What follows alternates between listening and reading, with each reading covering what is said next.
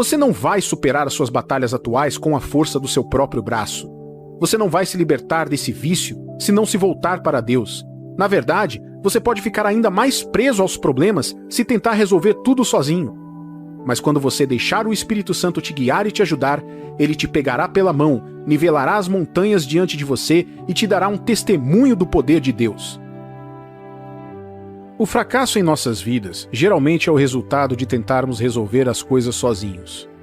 Até aprendermos que a paz e a segurança só são garantidas quando deixamos o Espírito de Deus nos guiar, continuaremos a passar de luta em luta e de decepção em decepção.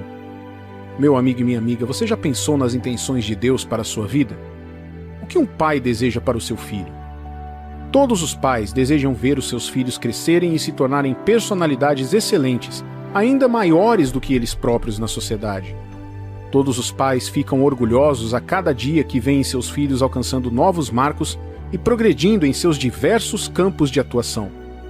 Da mesma forma, Deus sente prazer quando seus filhos progridem e também prosperam.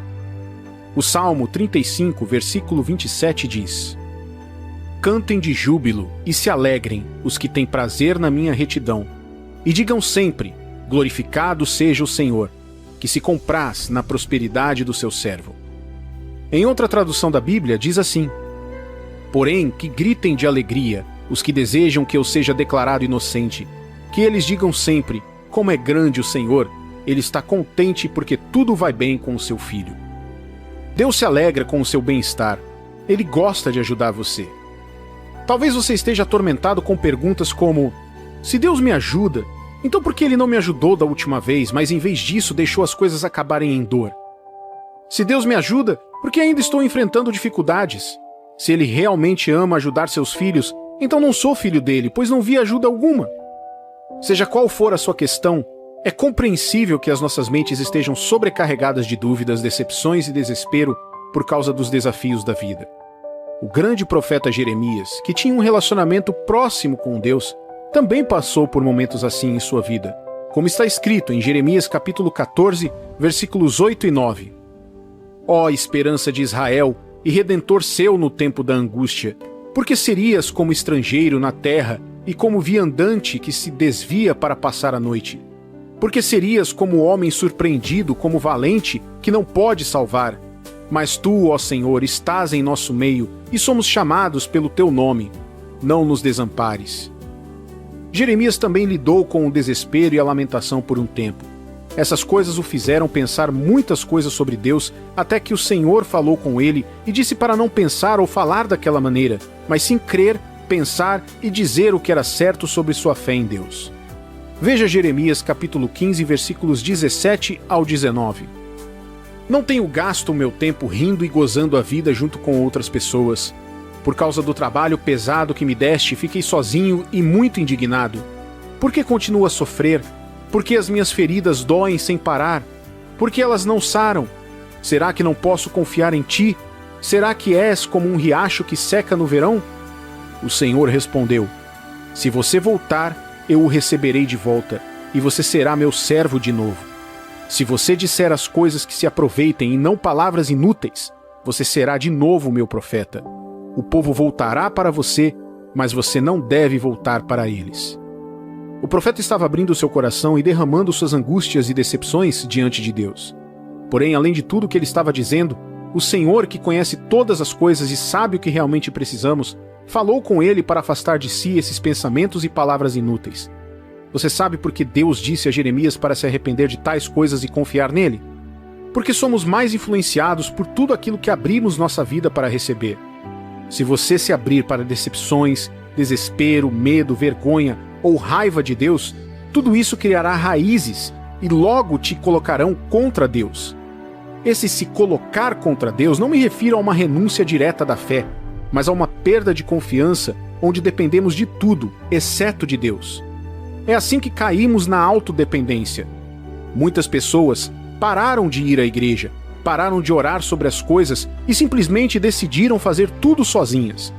Agora, elas apenas praticam o cristianismo sozinhas, orando e lendo a Bíblia apenas como uma observância religiosa. Elas não oram e leem a Bíblia porque querem conhecer mais a Deus ou obedecer ao que sua palavra diz, mas só querem manter o contato porque ainda gostam das coisas de Deus. No entanto, se afastaram de uma vida de fé. Por quê?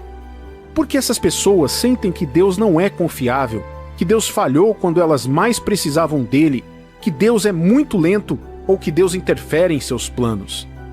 O livro de Hebreus, capítulo 10, versículo 25, alertou sobre esse afastamento não apenas porque temos que estar sempre rodeados de pessoas que creem, mas por causa do que esse isolamento do nosso compromisso com a comunhão pode fazer conosco. Não abandonemos, como alguns estão fazendo, o costume de assistir às nossas reuniões. Pelo contrário, animemos uns aos outros e ainda mais agora que vocês veem que o dia está chegando. O apóstolo Paulo acrescentou ainda em 1 Timóteo, capítulo 1, versículo 19: Conserve a sua fé e mantenha a sua consciência limpa. Algumas pessoas não têm escutado a sua própria consciência, e isso tem causado a destruição da sua fé. Sua fé tem que estar no lugar. Se o diabo conseguir te convencer e confiar em seu próprio entendimento, ele te levará para uma vida de lutas e arrependimentos para o resto da vida. As coisas podem não acontecer como você deseja. Verdade seja dita, é assim mesmo quando confiamos em outras coisas. A razão pela qual muitas vezes aceitamos outras coisas além das de Deus é porque sentimos que elas são em sua maioria tangíveis. Mas lembre-se disso, você é um filho da fé. Você não nasceu na família de Deus com coisas tangíveis que possam ser alteradas. Você não foi salvo por algo que pôde ver, tocar ou manusear fisicamente, mas pelo sangue eterno de Jesus e pela operação do Espírito de Deus. Está escrito em 1 Pedro, capítulo 1, versículos 18 e 19. Pois vocês sabem o preço que foi pago para livrá-los da vida útil que herdaram dos seus antepassados. Esse preço não foi uma coisa que perde o seu valor como o ouro ou a prata. Vocês foram libertados pelo precioso sangue de Cristo, que era como um cordeiro sem defeito nem mancha. A Bíblia diz que o justo, o homem ou a mulher de Deus, viverá pela fé. Andamos pela fé e não pelo que vemos. O que essas palavras significam? Significam que, independentemente do que você passou, onde esteve e onde possa estar na vida agora, sua dependência deve permanecer em Deus e somente em sua ajuda. Certa vez ouvi alguém dizer que, devido às nossas limitações humanas, vemos apenas um fragmento do quadro mais amplo dos planos e da obra de Deus nas nossas vidas. Contudo, se pudermos confiar no Senhor para o panorama geral, independentemente da visão atual, então poderemos nos abrir para um mundo de possibilidades ilimitadas. Não tente viver sua vida sozinho. Você nunca entrará no plano ou propósito perfeito de Deus para a sua vida tentando resolver tudo por si só. É hora de deixar o Espírito de Deus te guiar. É hora de deixar o Espírito Santo te ajudar. Há uma razão pela qual ele é chamado de advogado, ajudador e consolador. O Espírito Santo não é uma versão inferior de Deus. Ele não é um subordinado. Ele não é menor em sua divindade. Ele é uma parte confirmada na Trindade, assim como o Pai e o Filho. Ele esteve presente no início e ainda estará presente no final. Ele é tudo o que precisamos para sermos completos no Senhor. Quando você recebe Jesus, seu Espírito, o Espírito Santo, passa a viver em seu coração. O Espírito Santo pega todo o poder transformador de Deus e o traduz em nós. É através do Espírito de Deus que vemos e experimentamos as possibilidades em Deus. Existem coisas na Terra que não são tão transformadoras por natureza. Talvez você não precise esperar em Deus para te guiar e fazer essas coisas. Chamamos algumas dessas coisas de bom senso. Algumas aprendemos na escola e outras em casa. Outras aprendemos observando os outros. Veja, temos um cérebro e uma mente funcional para essas coisas. São coisas como escovar os dentes e tomar banho, ou comer para saciar a fome, descansar após um dia frutífero de trabalho, ou plantar sementes para uma colheita. Deus dá a todos a capacidade natural de aprender e fazer essas coisas, mesmo sem ter um relacionamento com Ele. É por isso que temos gênios e profissionais que são muito bons em seu ofício e ganham a vida ensinando as pessoas a se destacarem nessas coisas naturais. Contudo, nenhum ser humano pode conhecer as coisas de Deus pela sua mente natural. Nenhum indivíduo pode compreender o fim desde o início com base na força de sua própria mente. Simplesmente não vai funcionar. É por isso que você tem gênios e celebridades ricas que são escravas de demônios, doenças, casamentos fracassados, frustrações e depressão.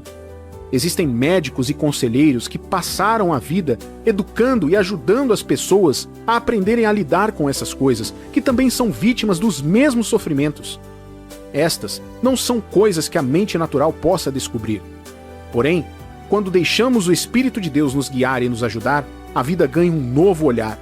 Você verá luz nas trevas, esperança no desespero, força na fraqueza e paz na tempestade.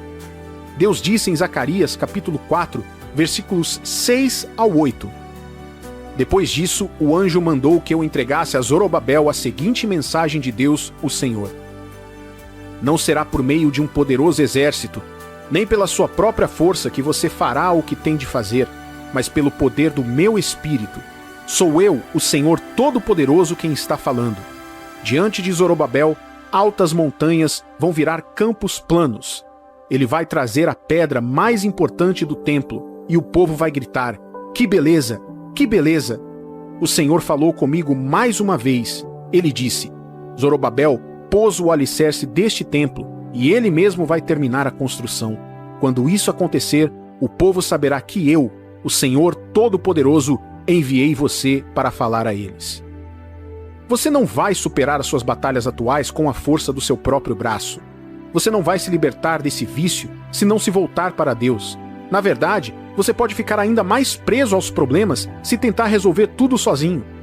Mas quando você deixar o Espírito Santo te guiar e te ajudar, ele te pegará pela mão, nivelará as montanhas diante de você e te dará um testemunho do poder de Deus. Nestes últimos dias, onde há tanta frustração, medo, incerteza, mágoa e cansaço, essa é uma mensagem trazida para te sustentar. Encorajo você a reservar um momento para entregar a Deus essa questão urgente em sua vida. Peça ao Espírito Santo para te ajudar no caminho que ele julgar ser adequado. Substitua suas preocupações e frustrações pela paz de Deus. Apegue-se a ele e livre-se desses pensamentos prejudiciais. Encontre a sua paz no seu relacionamento com ele, sabendo que você é amado, e porque você é amado, se você permitir, Deus irá te guardar.